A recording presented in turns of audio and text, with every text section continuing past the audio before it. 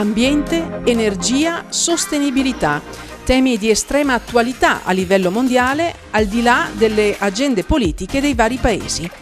Il vento sembra ormai essere cambiato. Le stesse case automobilistiche da qualche tempo hanno pianificato grandi investimenti per produrre e lanciare nel mercato l'auto elettrica del futuro. Fantascienza? Libro dei sogni? No, davvero. Il futuro è oggi a portata di mano anche nei piccoli centri del Veneto, dove cominciano ad essere visibili le colonnine di ricarica veloce per le auto elettriche. E una di queste è stata donata da una BCC, la Cassa Rurale d'Artigiana di Brendola, al comune di Sossano, piccolo centro del Basso Vicentino. Presidente, perché questa inaugurazione oggi di una colonnina per le ricariche elettriche delle auto a Sossano? Ma perché questa donazione rientra in un progetto ben più ampio che abbiamo presentato ai soci alla nostra ultima assemblea, che è quello riguardante una cultura verso il rispetto dell'ambiente, e lo abbiamo fatto proprio in funzione di quello che può essere il nostro modo di proporsi verso il futuro, l'ambiente e i giovani. Questi rappresentano i nostri due stakeholders, oggi più silenti ma anche più importanti. Allora, non si tratta solo di un catalogo di prodotti, dai motoveicoli elettrici, gli impianti nelle abitazioni di impianti fotovoltaici, ma anche della gestione del risparmio verso una finanza sostenibile. E accanto a questo tutta una cultura che vogliamo diffondere, la cultura veramente della difesa e del risparmio dell'ambiente. Ormai non solo una moda, ma piuttosto un cambio radicale di mentalità a favore della salvaguardia ambientale e delle emissioni zero di CO2 e di polveri sottili.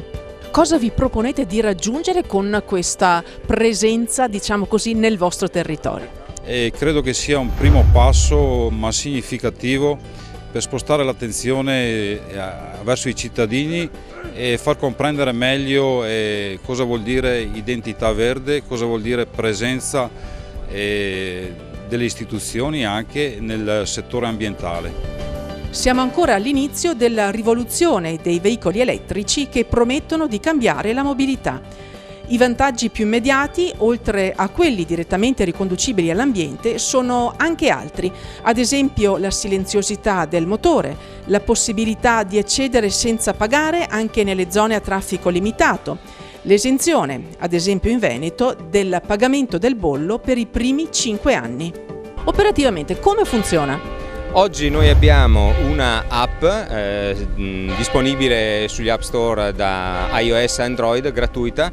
Si scarica l'app e praticamente dall'app si ha accesso e si vedono dove sono le colonnine sul territorio. Una volta selezionata la colonnina si va a scegliere il tipo di carica che si vuole avere. Si può anche prenotare 15 minuti in modo che l'utilizzatore possa arrivare e trovare la colonnina libera, perché per un'auto elettrica non trovare la possibilità di caricare in caso di emergenza è abbastanza pesante, e quindi si sblocca la presa, si attacca alla spina dell'auto e inizia la ricarica automaticamente. Certo, siamo ancora lontani dall'eguagliare le prestazioni dei veicoli tradizionali, ma il progresso incalza e le BCC si tengono al passo. Possiamo spaziare dall'acquisto di veicoli elettrici oppure possiamo andare ai finanziamenti per i pannelli solari, gli impianti fotovoltaici, il rifacimento degli infissi, anche giardini pensili, anche rifacimento quindi delle aree verdi e, perché no, l'installazione di una colonnina per la ricarica di auto elettrica in azienda. E presto un'auto elettrica completamente targata Cassa Rurale d'Artigiana di Brendola. Ma sicuramente sta arrivando in banca e sarà proprio di esempio anche per tutti i nostri dipendenti, perché poi le cose, come sapete, si fanno capire con l'esempio.